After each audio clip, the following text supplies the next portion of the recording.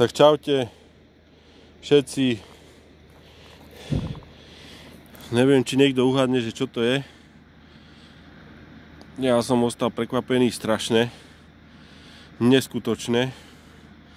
To je, keby som ťahal skriňu, som myslel, že je nejako zle zapnutý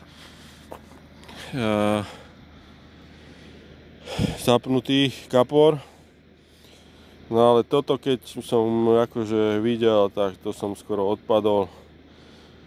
A ešte som odpadol, že proste to nebolo chytené ani na môj háčik, to som proste vyťahoval silou niekoho druhého ešte, čo mu to otrhol, hej. Takže ten chytal tiež na boilies, chytil sumca a ten mu to otrhol. No a ja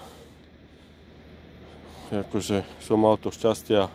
Toto sú presne tie zážitky na rybách, že nikdy nevie človek, že čo chytí a ako to chytí.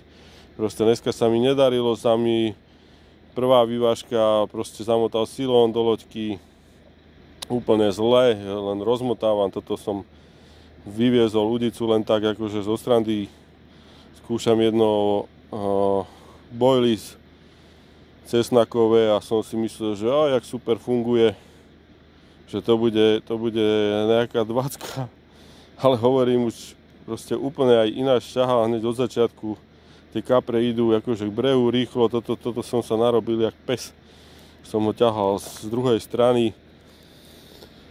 Ja, čo vám poviem, no. Zážitok úžasný.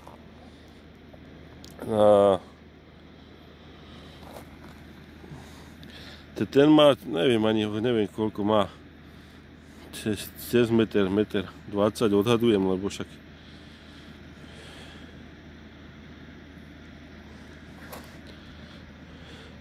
podĺžka je len metrová. Túto sezónu som nebol na sumce, proste nemal som šťastie na nástrahové rybky. No, výbavu sumčiarsku mám, ale sumca som chytil akože takto netradičný na kaprářskú výbavu.